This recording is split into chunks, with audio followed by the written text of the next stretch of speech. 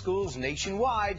The initiative being unveiled, and it's happening today, is part of Michelle Obama's campaign against childhood obesity. And finally, $125 million.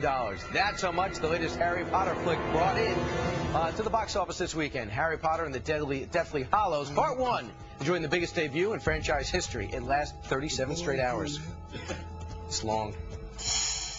Thank you, Brian. Hey, TSA, don't touch my kids. That's a cry from one mom who's doing everything she can to protect her children from pat-downs at the airport. She's saying enough is enough and is calling on the TSA to use some common sense. Joining me now is Penny Nance, the CEO of Concerned Women for America. Good morning to you, Penny. Good morning, Gretchen. So what was your experience? Well, so you're referring to an op-ed that was in FoxNews.com in which I just discussed the fact that Concerned Women for America did a poll that showed that an enormous amount of Americans, the majority of Americans, understand national security to be a major issue for us, that it's a major concern. We're never going back to pre-9/11 days. We all need to be screened, but we also need to use a modicum of common sense when we're dealing with children in these pat-down situations. I don't know if you saw Drudge this morning, but on the front page, a little boy who's being strip searched. And once I posted this op-ed, I got all kinds of responses from moms who had their own stories to tell. One was a mom in the Atlanta airport whose 5-year-old was taken from her randomly, taken into a back room and patted down. The mom was not even allowed to go into the room with her. She could only watch through a window. So we're just saying, let's use some common sense here. I don't know that strip searching 3-year-olds makes us any safer. Right. My 4-year-old son at the time got the pat down right after the Christmas Day bombing, and I have said publicly I think that that was extreme. But do you feel any sort of resolution? Because it appears now that the TSA may be changing and evolving.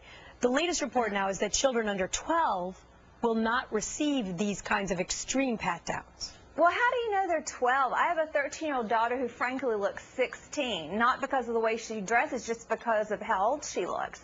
It's difficult to know how old children are just by looking at them, but it's a concern. I'm glad that they're working hard to keep us safe, and I know the majority of TSA agents are nice people that just are doing a job and trying to feed their families, but I'm just concerned that we're on the wrong track. We need to be looking for PETN, which is Play-Doh explosives. I'm not sure that the new screening devices do that.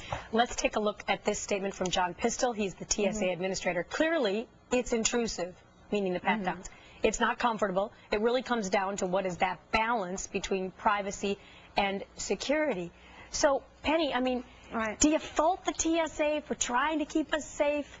I mean, if something happened and we didn't have these body scanners or the pat-downs, then it would really be their fault. So do you understand what he's saying about trying to strike a balance? Well, two things. There's a compelling government interest to keep us safe. I understand that. But I'm saying let's use some common sense, especially when dealing with children and the way that they're dealt with. We need our kids not to even talk to strangers, much less let them touch you. So we're sending mixed messages. The other thing is I want to know, because Janet Napolitano dodged this question, are women in burqas going to undergo the same level of screening as your 4-year-old? Right. Well, I know that CARE, the Islamic organization, advised them to not have to do that. But I believe that they will have to. But you know what? We'll ask TSA Administrator John Pistol that very question. He's going to be here. Ask Janet Napolitano. Well, he'll be here at least live right after the break. Penny, thanks so much for your time today. Thank you. Also ahead on this show, after Mr. Pistol, he's the top man at the White House, but dealing with terror threats, jobless numbers, and political attacks may not be his toughest job. Wait till you hear about the struggles David Axelrod faces at home in an intimate interview. And Queen Elizabeth feeling a bit left out of her own grandson's wedding? Why William doesn't want her help? What? Then the cheerleaders for the Washington Redskins live in the studio, and they're here to talk about their recent mission to entertain our troops. Plus, here's another performance from last night's American Music Awards. It's Rihanna this time.